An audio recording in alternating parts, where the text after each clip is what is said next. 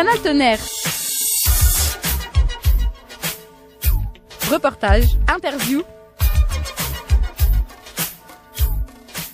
Nous avons une galerie à Paris dans le 11e depuis maintenant 22 ans, depuis 97. Et régulièrement, nous avions envie d'organiser des expositions ailleurs, en province, en Allemagne, voilà, pour faire connaître les artistes qui font partie de notre galerie, pour rencontrer d'autres personnes, d'autres publics, rendre cet art qu'on défend plus accessible. Et on connaît Tonnerre depuis très longtemps, en fait, du temps des études de Claude Forget. On est venu régulièrement ici, on a toujours aimé cette ville et on avait dit si un jour on allait avoir une maison de campagne, entre guillemets, ben, ça pourrait être à Tonnerre parce que ça permettra à la fois de passer des vacances mais aussi d'avoir une activité, de poursuivre notre activité de Paris en fait en province. Claude, vous avez fait vos études au lycée Chevalier-Déon ? J'ai fait mes études à Paris et notamment mes études supérieures.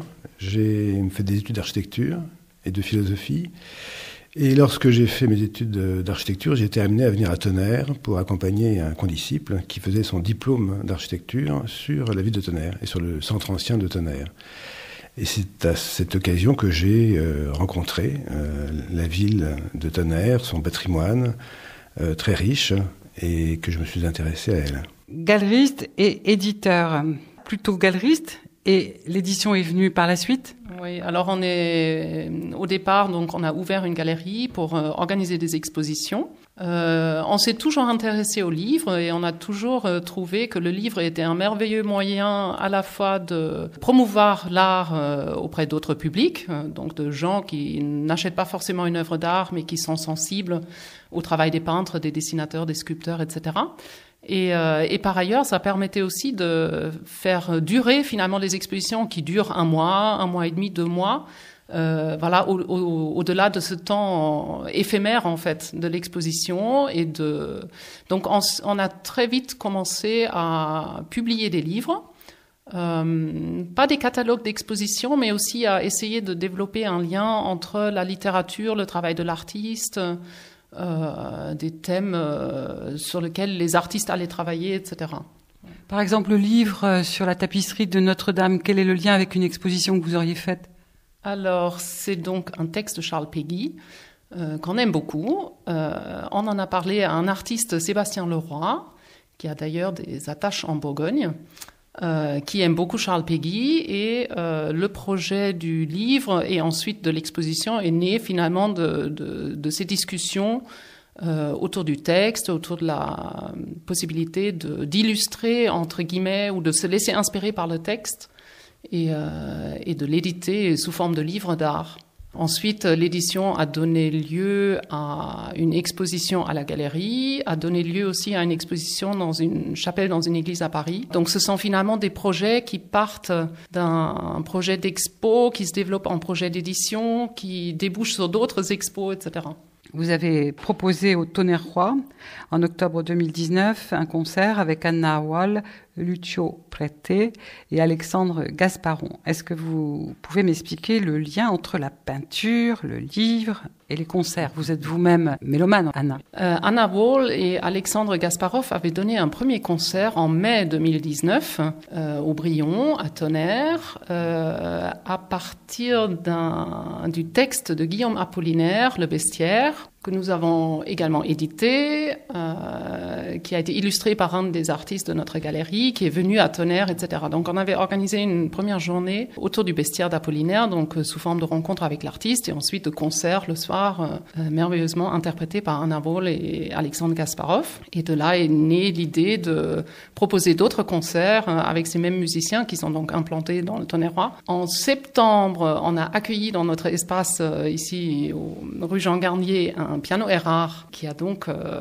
permis d'organiser ce concert dans notre galerie. Et le prochain concert, Claude ? Nous avons prévu, alors non pas ici, mais dans la ville de Tonnerre, dans différents lieux, un certain nombre de concerts pour 2020. Il y aura un premier festival de musique baroque pendant le week-end de l'Ascension. Un deuxième petit festival début juillet autour du piano romantique.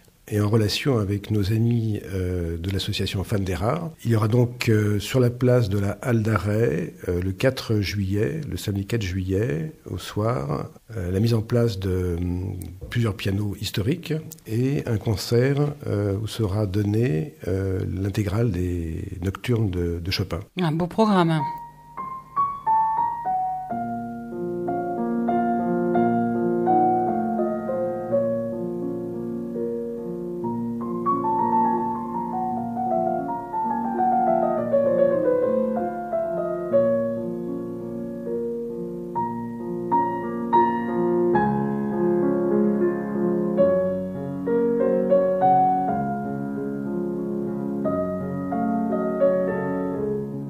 Et côté expo? Oui, alors pour les expositions au printemps, on a pensé à faire venir un des artistes de la galerie qui travaille en Franche-Comté.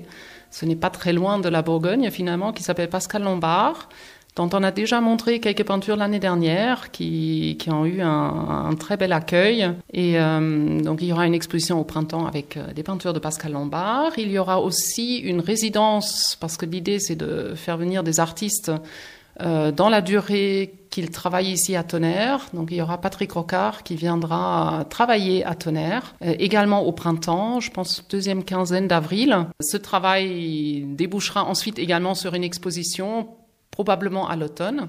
Alors, quel public souhaitez-vous toucher à Tonnerre? Ce qui est intéressant à Tonnerre, c'est qu'il y a à la fois des Tonnerrois implantés, il y a beaucoup de familles, il y a beaucoup d'enfants, de jeunes. Il y a des personnes âgées, des retraités qui ont du temps. Il y a des Parisiens qui ont des résidences secondaires dans la région. Il y a aussi la possibilité ici de faire venir des Parisiens pour un week-end. Parce que Tonnerre étant très bien desservi par le train, par l'autoroute, etc. Donc en fait, notre envie, c'est de toucher tous les publics. L'avantage aussi de montrer des expositions dans une galerie, c'est que c'est ouvert à tout le monde. C'est entrée libre, tout le monde peut pousser la porte, venir découvrir des œuvres d'art, rencontrer des artistes, discuter avec eux, etc.